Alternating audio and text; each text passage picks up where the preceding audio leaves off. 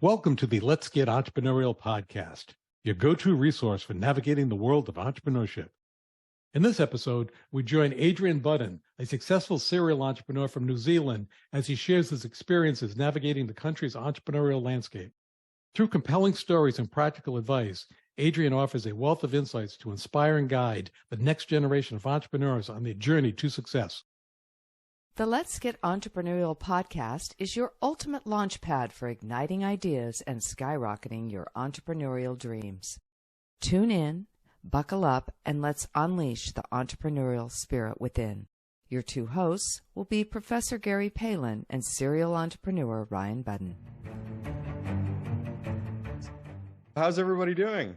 Oh, look, we're all great, thank you. We've had a really poor summer. Summer's my favourite time of the year. I only got out on my jet ski a couple of times the whole summer. It seemed to be fine when I'm at work and bloody awful weather on the weekend.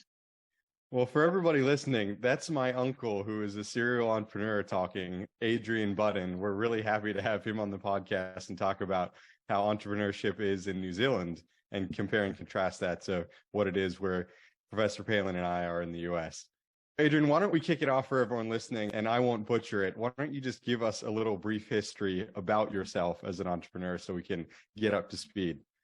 I started out doing a university degree here in Auckland in commerce and finance. Through that, I became what's called in New Zealand a chartered accountant, which is a registered accountant, and you're allowed to give it financial advice and do tax and so on. I didn't enjoy that so much, so I moved into management. And as a young fella, I felt I was bulletproof and could help manage any old business, do anything, and work my way through the system up to including a company that was manufacturing ice cream and making alcohol, 600 staff, and so a nice big company, privately owned.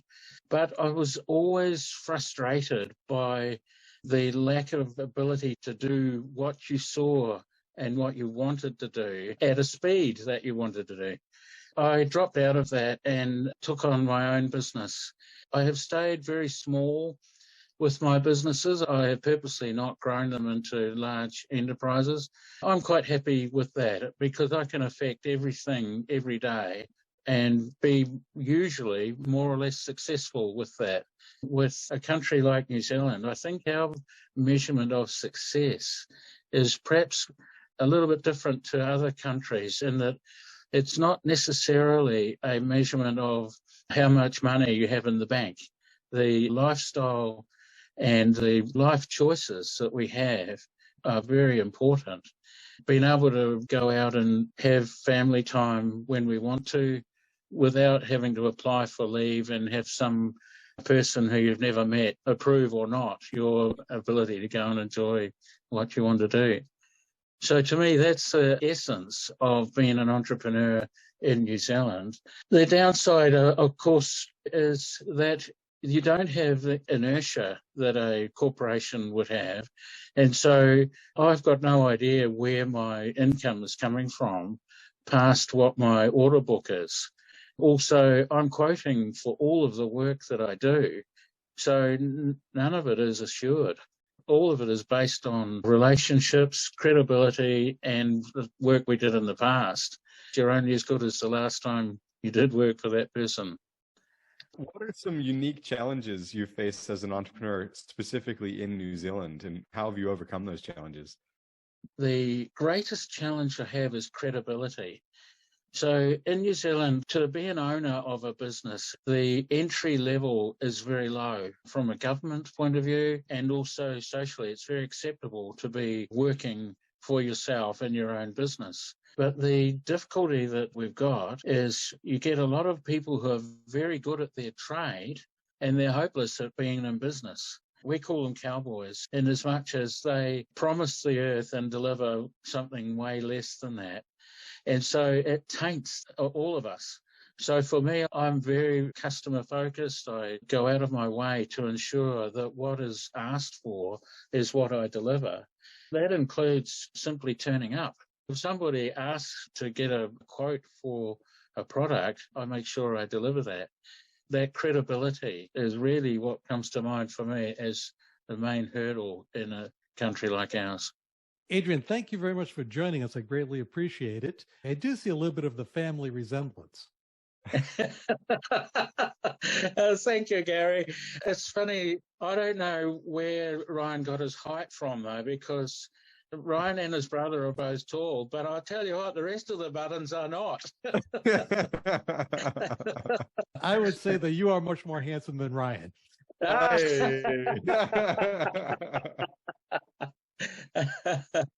He's got a few more years to develop that handsomeness. I'm working on it. I'm catching up. Adrian, the first question that I have is, in the United States, there's quite an entrepreneurial ecosystem or support system for fledgling entrepreneurs. And there are individuals that are looking to start businesses from around the globe listening to this podcast. I was curious, how is the support system in New Zealand? So, for example, in the United States, there's entrepreneurship centers. Entrepreneurs will help other entrepreneurs. It's a very sharing environment. So is there an entrepreneurship support system in New Zealand, or are you on your own? There's no formal system, but there are a number of places that you can go to or reach out to, and both promoted by local council and central government. If you want to look, it's very easy to find a lot of very good advice, and either for free or very low cost. There are a lot of people who would answer this question to say, no, there's not a lot, and it's because they don't go looking. I get in my inbox every day information from people offering good advice, local people, but that's because I've gone looking for that information. It's not a very distinct answer, but the answer is yes, there is great support, but you've got to go looking for it. I think that's an excellent answer, actually. And for our audience listening, basically what you're saying is be proactive and search help. Don't expect people to knock on your door to give it to you. That's exactly correct, yes. And that is my experience. I think as a general rule of thumb, if you're not willing to go and look for the help, you shouldn't be given it in the first place. It's that credibility thing. If you're willing to be an entrepreneur, you have to go out and be one. You can't expect to be given everything. You know, you do need to go looking for it. To piggyback on that support system, what's the regulatory environment like? Is it easy to start that business up? I think you briefly mentioned that it was. Yes, it is. It's remarkably easy. Banks are very willing to start you up and get you going. I started my business with no debt, and so I think that was even easier. The limits on entry to small business from a government point of view are very minor. Overall, it's an easy market to open a small business. In the United States, there's an expression from business owners' perspectives. The worst thing you can hear is someone walking in your front door saying, I'm here from the government and I'm here to help you. Yeah. In New Zealand, are there any specific regulations that have come from the New Zealand government that have significantly impacted the development of your growth? And you can look at it from a positive or negative perspective. And no worries, the only ones that are listening are Ryan and I and several other thousand people around the globe. Look, honestly, I have never had a government person walk in the door and I've thought, oh, great, you're here.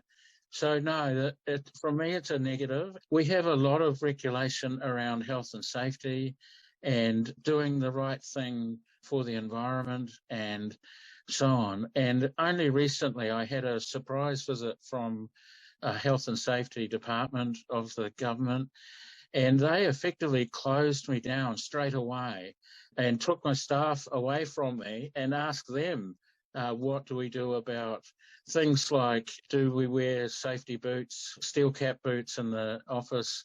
Are we a safe environment?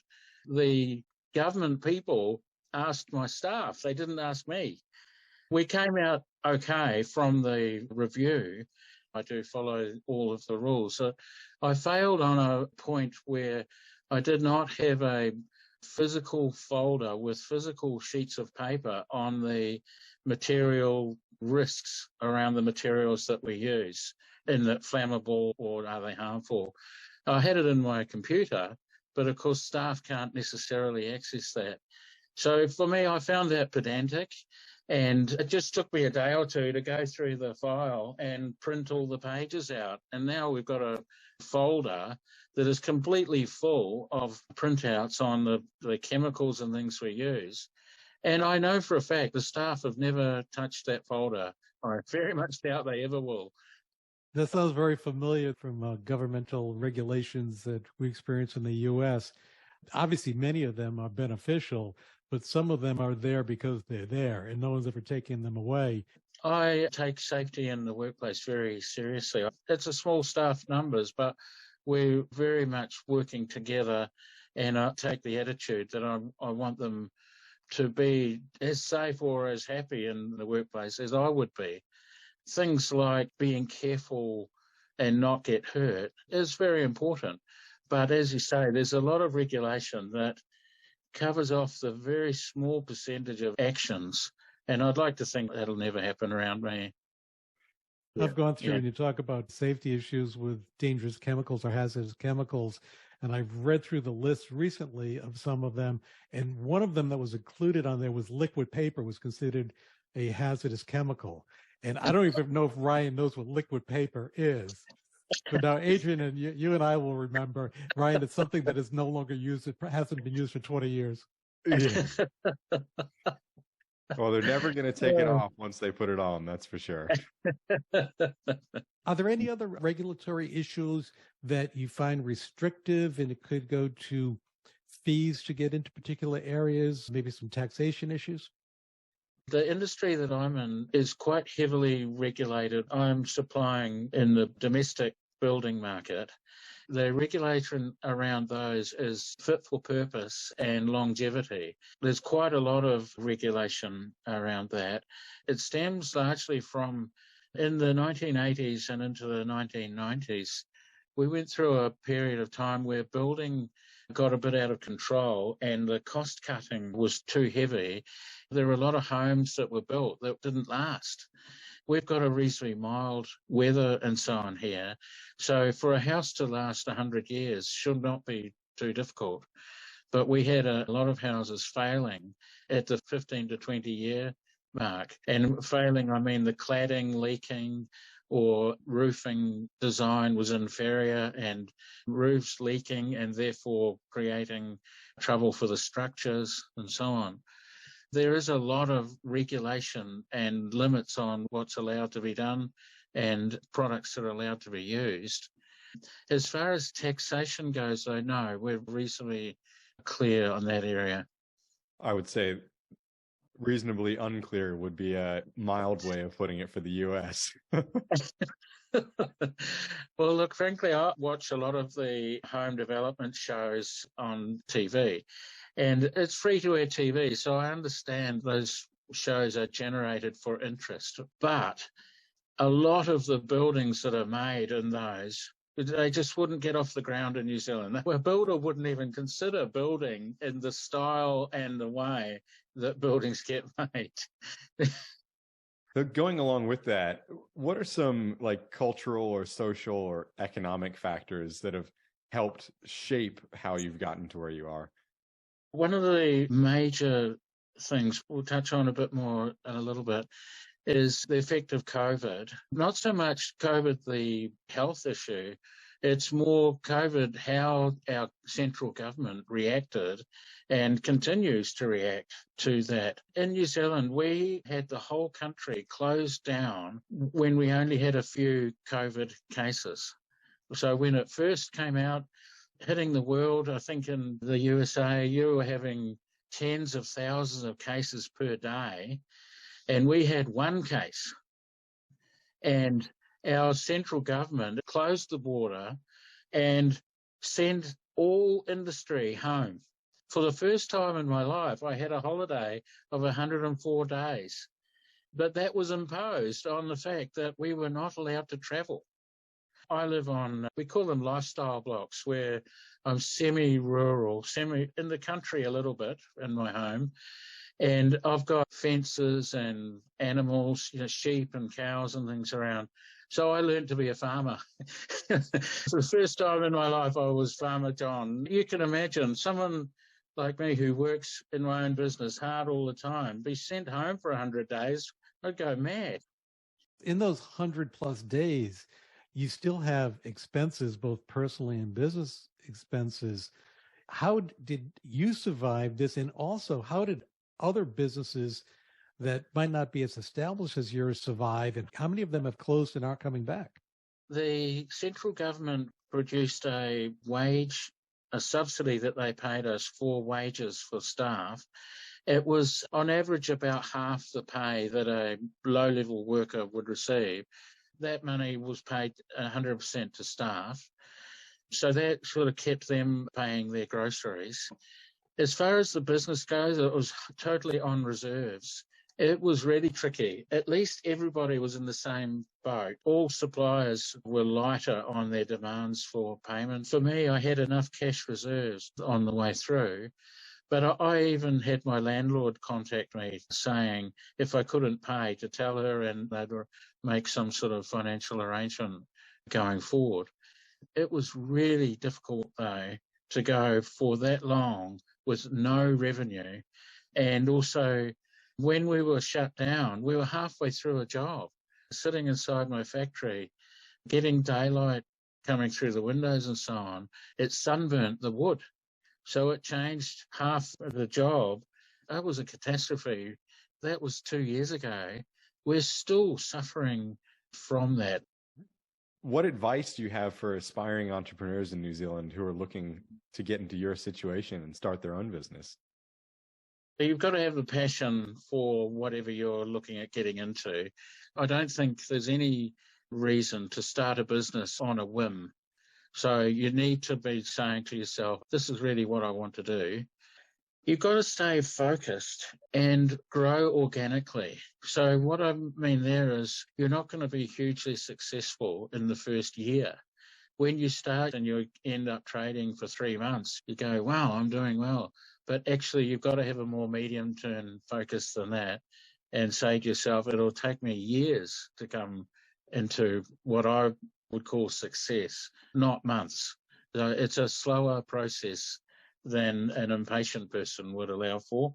The other thing for me, anyway, explore opportunities when they present themselves. It doesn't matter if it's even on focus of what you actually do, but when you have an opportunity, don't just flippantly say no. I think all opportunities are well worth having a very good look at. That's great advice. I think that's really universal. I don't know if that's specific to New Zealand. Anyone could take that and run with it. Ryan and I have spoken an awful lot about pursuing opportunities and understanding which ones to choose, because on the flip side, you can't choose them all because you can only do so many things at one time. And that's the juggling act. When you're looking at other opportunities and which ones to choose, how do you parse them? Once the euphoria of the oh wow factor of a new opportunity, it's a dollars and cents thing for me. I'm the type of personality where I would take every single one if I could. I forced myself to go, actually, how much money will I make and how much of my time will it take? It becomes a remuneration per hour calculation. Opportunities are great and they're exciting and so on. But at the end of the day, you need to say to yourself, is it actually worth my while? I think that runs in the family, by the way, of getting excited by too many opportunities. I can be a little bit of a retriever. Definitely an ideas guy. When you're looking at that opportunity, and obviously if you're running a business which is taking quite a bit of your time, if you're looking at another opportunity, you only have so much time in the day. Do you look proactively to bring other people on to help drive the business so that you can expand your team, or do you prefer to do it solely? I prefer to do it solely. I think in hindsight, this is something I've thought about quite a bit in the lead up to this meeting. I prefer to do it solely because I like to have control and I like to govern what I'm doing. So it's not that I'm insecure about relationships, but in all the time that I've been in business on my own, I haven't found someone who I would say, you'd make a great business partner. From that reason, that reason alone, I do it solely. But I do say my success has been limited by that. That's one of the biggest struggles that entrepreneurs face is when to let go, how to delegate authority in the rapid rate of growth or to slow down that growth. That's a juggling act that's not uncommon at all. It ends up coming up a lot with us, particularly the business partner aspect. I mean, you are essentially getting married to that person by bringing them into the business. Any entrepreneur has horror stories on how badly it can go if it doesn't go well. Yes, that's very true. The other thing is I actually work pretty hard at what I do, like so many people do. And so I have this inbuilt fear of bringing in a partner who doesn't work as hard as I do. You end up having some sort of discussion around, I work hard, you don't, I need to be paid more. That sort of stress, I've just made a decision years ago not to pursue. And it sounds like you've been successful enough at it that you haven't had to go down that path. But I would have been more successful if I had actually found a partner who's got the same values and same input as I have. Yeah, I think a big factor in that is how do you define success also? Yes, it is. Yeah. So for me, family time is important. Driving my muscle car, going out on my jet ski, and so on. So I work hard and I like to play hard as well. Another question that I have, Adrian, is all entrepreneurs learn key lessons over the course of time. What valuable lessons have you learned that a young person looking to start out into entrepreneurship would benefit from learning this? And I lean more towards what are some of the major mistakes lessons that you've learned that you're willing to share? Look, I laugh there because I feel I've made quite a few mistakes. In fact, if I was going to write a memoir, it would be a negative book. All the stuff that went wrong. As your lead-in comment to the question, that is actually the number one key to my answer, in that you're not creating something brand new if you're starting an entrepreneur. Go find people who you trust and follow their advice, because actually they've done it already. They've done it many times before.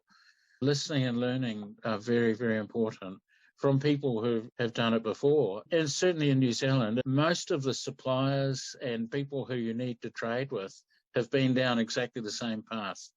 It's interesting when I'm teaching my students, sometimes they'll be listening to my advice and they're viewing it as if I've read it in a textbook, where in the back of my mind, I'm thinking, wow, that bit of advice cost me $20,000. It only cost you the price of this course. They tend not to relate it in those terms, but that's the truth.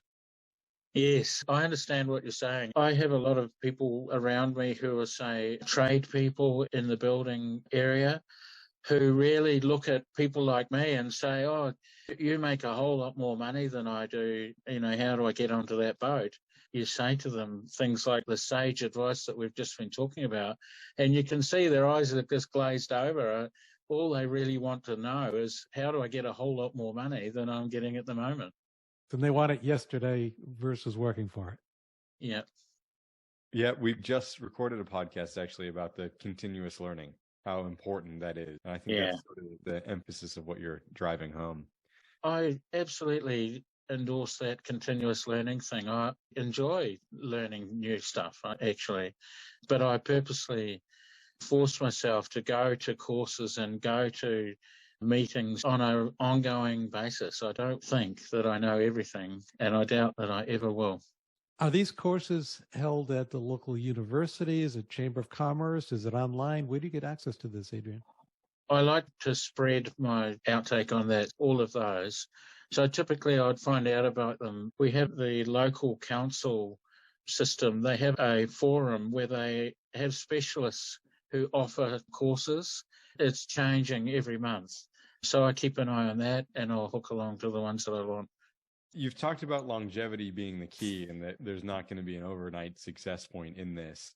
So how have you changed in your business over the years, whether that's, adapting to new technologies, new trends? How have things changed for you? The work that I'm doing at the moment, and I've been doing for the last 8 years or so, is quite low tech. My business is involved in creating feature walls and ceilings for homes by staining or colouring wood.